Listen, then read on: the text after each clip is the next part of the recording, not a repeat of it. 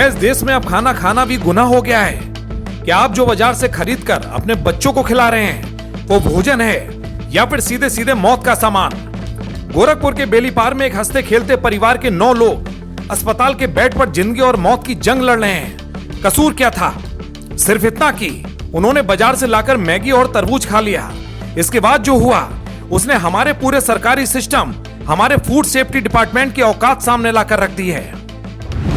तस्वीरें गोरखपुर के मलाम गांव की हैं। घर में रिश्तेदार आए थे, माहौल खुशियों का था। सबने मिलकर पहले मैगी बनाई, चाव से खाई, उसके बाद तरबूज का स्वाद लिया।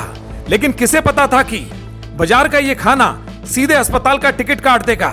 खाना खाने के कुछ देर बाद एक एक करके सबकी तबीयत बिगड़ने लगी। किसी को उल्टी होने लगी तो कोई दस्त और घबराहट से तड़पने लगा। देखते ही देखते घर में चीख पुकार मच गई। अब हमारा सीधा सवाल उस कुंभकर्णी नींद में सोए सिस्टम से है जो सिर्फ जनता के टैक्स के पैसों पर ऐश कर रहा है। अरे भाई, ये जो खाद्य सुरक्षा विभाग के बड़े बड़े अधिकारी हैं, ये आखिर किस बात की सैलरी उठा रहे हैं? बाजारों में सड़ा हुआ तरबूज बिक रहा है, एक्सपायर्ड और मिलावटी सामान धड़ल्ले से बेचा जा रहा है। लेकिन ये अधिकारी सावधान तब तक नहीं जागते जब तक कि कोई मरने की कगार पर ना पहुंच जाए। क्या इनकी चेकिंग सिर्फ दिवाली और होली पर वसूली के लिए होती है? और दूसरा सवाल कौड़ी राम के उस प्राथमिक स्वास्थ्य केंद्र से है। करोड़ों का बजट आता है इन अस्पतालों के लिए, लेकिन हालात ये है कि 9 मरीज पहुंचे नहीं कि डॉक्टरों के हाथ पांव फूल गए। तुरंत कह दिया, भैया हमसे ना हो पाएगा, जिला अस्पताल ले जाओ। क्या हमारे गांवों के सरकारी अस्पताल सिर्फ रेफर करने का अड्डा बनकर रह गए हैं? जरा इन चेहरों को गौर से देखिए। इनमें 74 साल के बुजुर्ग जगदीश भी हैं, तो 11 साल की मासूम बच्ची रिद्धि मिश्रा भी, अमरनाथ पांडे, शैल कुमारी, अंशु, पूर्णिमा, शिवांश, नेहा और बैजनाथ का पूरा परिवार अस्पताल के इमरजेंसी वार्ड में पड़ा है। गनीमत रही कि वक्त रहते इन्हें जिला अस्पताल लाया गया, वरना कोई बड़ी अनहोनी हो जाती। हड़कंप मचा तो सीएमओ साहब भी भागे भागे आए और बेहतर इलाज का बीआईपी निर्देश देकर चले गए। लेकिन सवाल वही है कि इस लापरवाही का असली गुनहगार कौन है? अब जब मामला ऊपर तक पहुंच गया है तो अधिकारियों के रटे रटाए बयान भी सामने आने लगे हैं। सुनिए गोरखपुर के जिला मलेरिया अधिकारी और जिला अस्पताल के अधीक्षक साहब इस पूरे कांड पर क्या सफाई दे रहे हैं।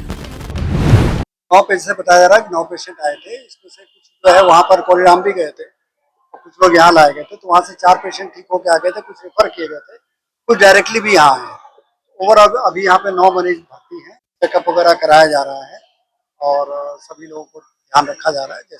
जैसा बता रहे हैं उस हिसाब से कोई फूड पॉइजनिंग टाइप थी, जैसे कि कोई उन्होंने कुछ मैगी खा लिया है, कुछ लोग कह रहे हैं कि तरबूज खा लिया है। तो अभी पहले तो हम लोग का इलाज पे ज्यादा फोकस है, हम लोग इलाज पहले करा देते हैं, उसके बाद कल हम टीम वहाँ पर गांव में भी भेजेंगे और उसके बाद वहाँ पर देखेंगे। 9 मरीज हमारे जिला अस्पताल में आए हैं जो एडमिट है, फूड पॉइजनिंग के करके आए हैं और ये एक ही परिवार के पेशेंट हैं लोग। जैसा कि मरीज के परिजन से जब हिस्ट्री पूछा गया तो बता रहे थे कि सर कल शाम में लगभग 6-7 बजे के आसपास इन्होंने तरबूज खाया है।